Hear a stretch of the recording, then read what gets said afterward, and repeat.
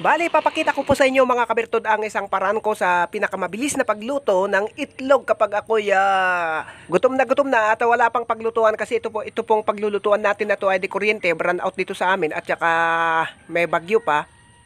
Wala po tayong pagkukunan ng kahoy, nabasa lahat.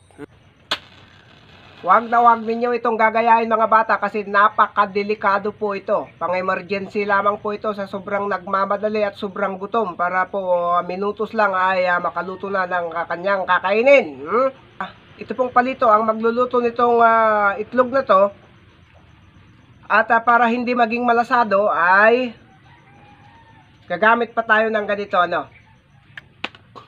para sigurado para hindi maging malasado.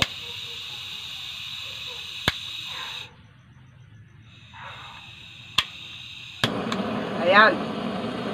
Ito ang ikupan natin dito At para baka mag safety first Ayan. Baka naman masunog ang ating mata. Ay nako, mahirap na. Inuulit ko po, ito po ay pang emergency lamang po. Para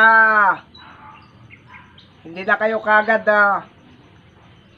makaluto kayo kagad. Yan, baka sakali lang. Baka mag-backfire. Huwag na huwag ninyo itong gagayahin Yan.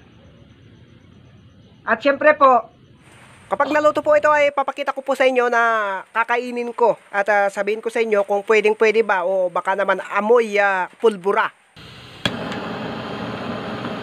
Yan.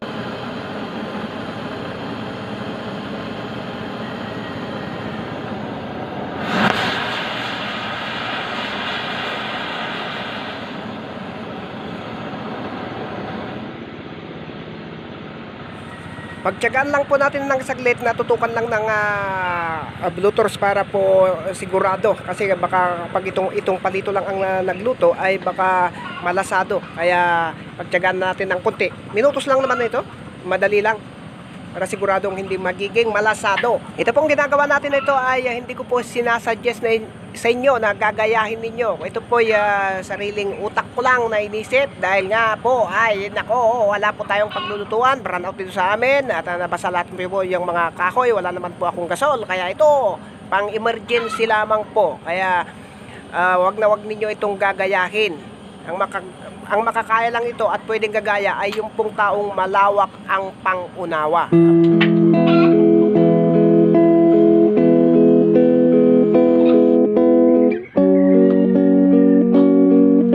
Ayan, pwede na siguro ito.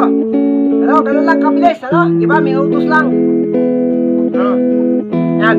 Siguro siyempre mainit ito sobrang mainit. Kuha tayo ng yun, yung panghawak natin. Mainit, sobrang mainit.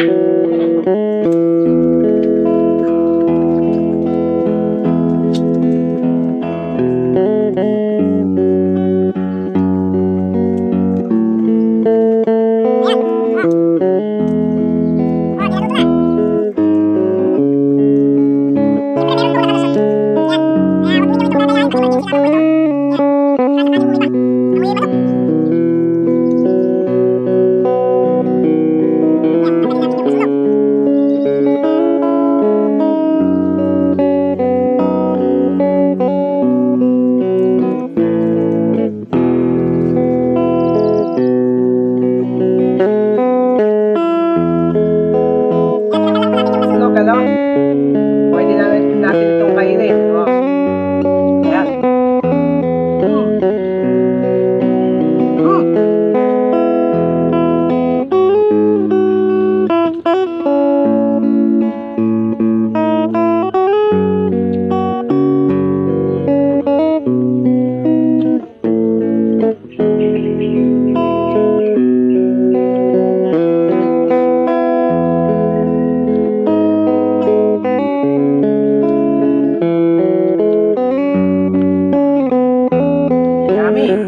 Pwede na po ito para sa akin. Wala pong pinagkaiba doon sa linuto ng normal ng pagluto ng itlog. Ang pinaka-importante lang dito ay hindi mabitak yung shell ng itlog. Kaya nga suggestion ko lamang po sa inyo ay yun pong itlog na makapal ang balat.